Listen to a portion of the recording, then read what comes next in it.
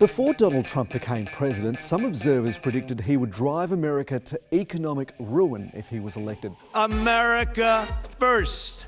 Well, he was elected, and the US economy isn't in ruins. They all say, speak about the economy, speak about the economy. It was actually going well before coronavirus hit. Our country is doing very well. Our stock market has hit a new all-time high. Unemployment is at a 17-year low. With a nominal annual GDP of about $21 trillion, the US economy is the biggest in the world. It was already on the up and up after the GFC, when you'd expect growth to be strongest because it was coming off a low base. An economic boom, the likes of which the world has never seen before. Mr. Trump has largely kept up the momentum by keeping a number of promises. His corporate tax cuts have stimulated business confidence. Bold, new tax reform. He also brought in income tax cuts, so many working Americans ended up with more money in their pockets. After years and years of wage stagnation, we are finally seeing rising wages.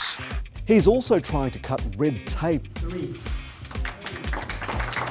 This is the process that you had to go through to get permits for a highway.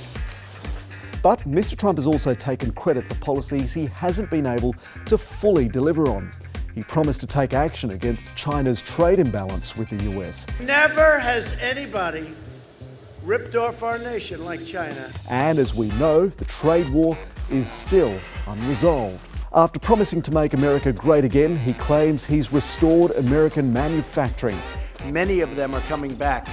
They want to be where the action is. It's partly true. There are 12,000 new factories under the Trump administration and millions of new jobs. We have the best job numbers we've ever had. But it's only a fraction of the jobs the US has lost since the liberalisation of international trade in the 80s, when manufacturing went offshore.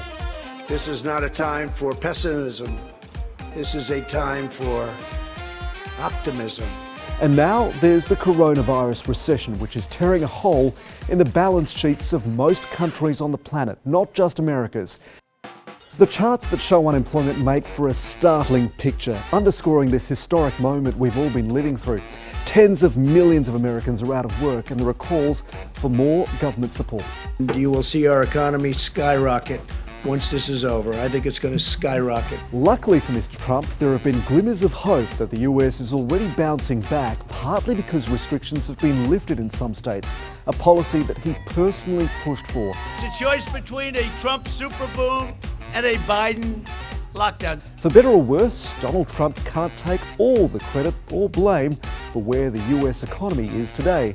But win or lose, the policies he's put in place in the last 4 years will have a big influence on where it goes from here.